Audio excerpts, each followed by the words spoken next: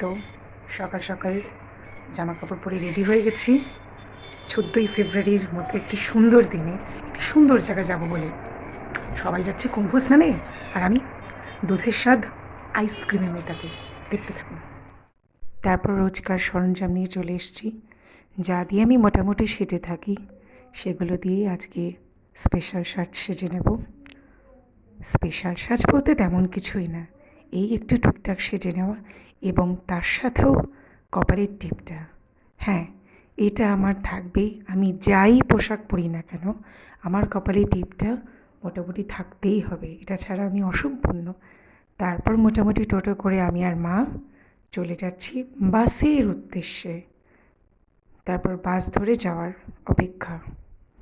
এই যে চলে আসলাম বাসে। তারপর দুজনে অসম্ভব রকমের গল্প করছি, এবং গল্প করতে করতে যাওয়া।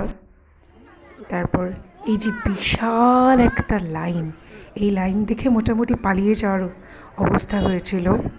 জানিও না এর এতখানি লাইন ঠেলে আমি পুজো দিতে পারবো কি না, এবং পায়ে নিক্যাপ পরে আমি আর মা দুজনেই দাঁড়িয়ে রয়েছি।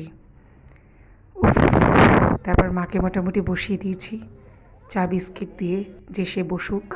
তারপর যেতে যেতেই এই ছোট্ট একটা মন্দির দেখে নেওয়া, এবং সেখানে একটুখানি দাঁড়ানো, তারপর তার সাথে রাস্তায় যাওয়া।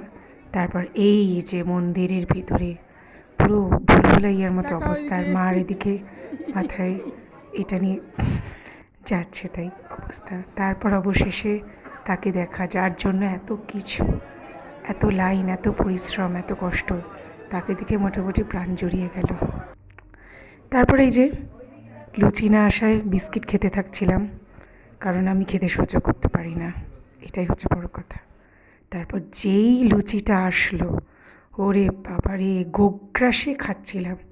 উফ, কি খিদেই না পেয়েছিল, তা মানে বলে বোঝানোর না, খিদে সহ্য করতে পারি না। তারপর মোটামুটি টুকটাক শপিং করে মা এই যে এদিকে মোটামুটি ব্যাগে নিয়ে নিয়েছে।